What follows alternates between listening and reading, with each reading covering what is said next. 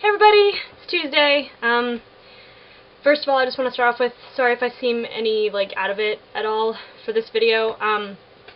I was coming back from getting my hair trimmed, and I leaned down to toss some paper trash, like old receipts and stuff, into the little box we have by our back door in the garage, where we put all of our paper recycling.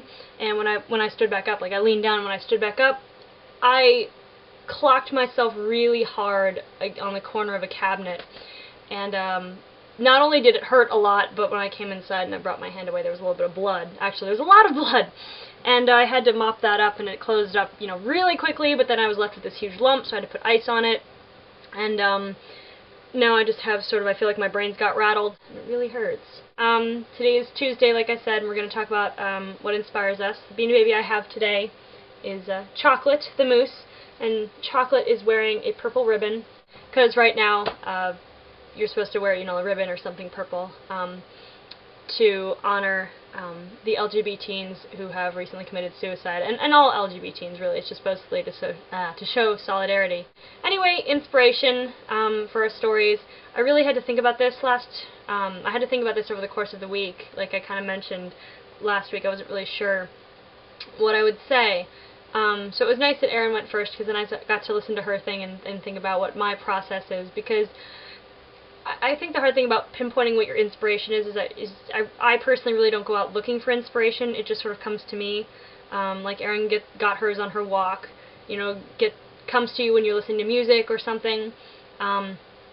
Basically, I get sort of inspiration when two things come into my brain, they come together, and I think, that would be fun to write about. By the way, I have a script down here, so that's what I'm looking at. I'll talk about this. I got the inspiration for the scene Crooked that I read last week, just sitting at my computer and listening to two songs that I downloaded. The first was Sex and Candy by Marcy Playground, and the other one was One Headlight by the Wallflowers.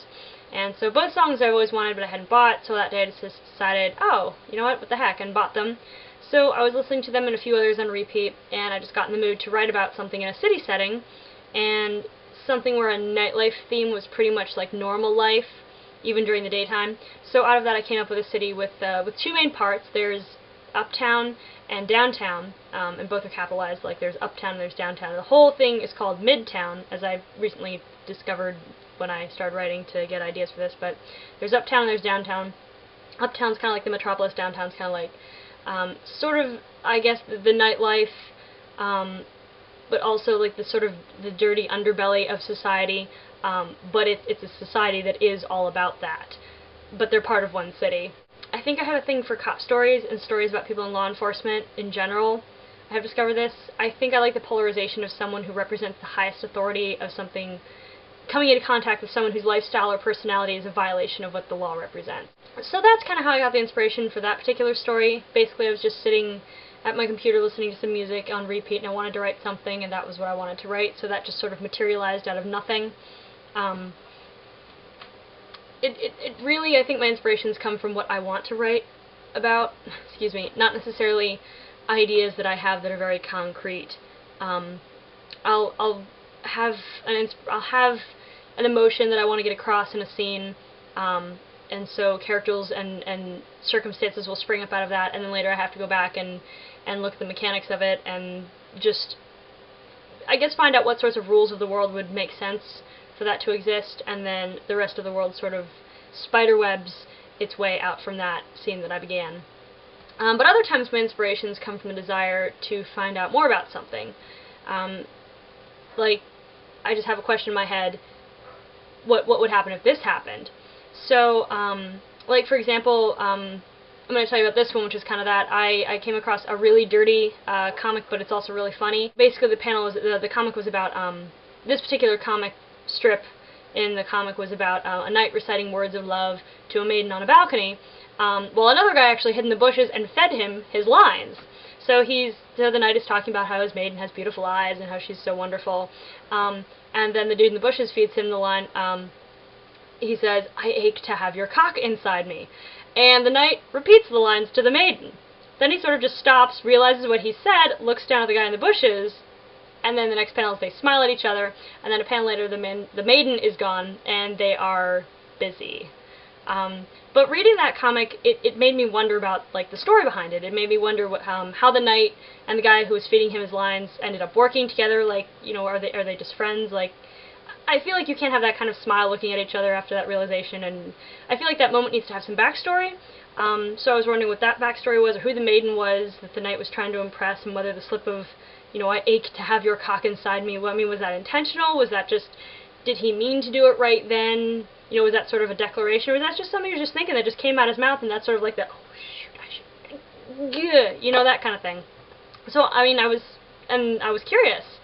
And so, I now have 3 pages about a knight named Landon who goes to a guild looking to hire a poet, to write love poetry for a maiden he's in love with, but he finds out that he's too broke to hire somebody, so he gets like this pre-written sonnet, and it's, you know, it's beautiful, but it's a, you know, it's a copy of what somebody else did, and so he walks out all dejected, and then a poet from the guild follows him out, and he's like, hey, my name's Timothy, I heard you wanted to get, you know, something personalized. If you toss me a couple coppers under the table, you know, I can help you out with that, and then we'll call it even.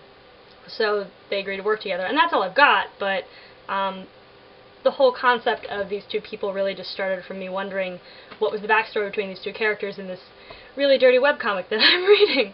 That's all I got, but that's an example of how curiosity, I guess, tends to drive what I write. Either curiosity to further investigate something, or inspiration to just explore an idea. Like Crooked, I was like, you know, what would it be like to have just one... I wanted to give this sort of feeling of just freedom of access, I guess. I wanted to give this idea of freedom of access a solid, you know, concrete place, like a physical space where this was a way of life. I wanted to play around in a place like that. I wanted to see, you know, what would happen if I gave something like that, you know, what sort of people would come out of that, what sort of stories would come out of that. So I just wrote it, and I don't really think ahead when I do that kind of stuff. So yeah, I guess that's how I get my inspirations. I either have a question or I have an emotion. I just have something. Sometimes I have an idea for a character, but usually what gets the most, I guess, story out of me is usually just an idea I want to explore, whether it's, you know, it's a thought, or it's a specific story that I want to find out more about, like that's not explained somewhere. It's usually not, I can't usually always think of just a character. I need to have a question. I need to have something that I can answer or that I can explore.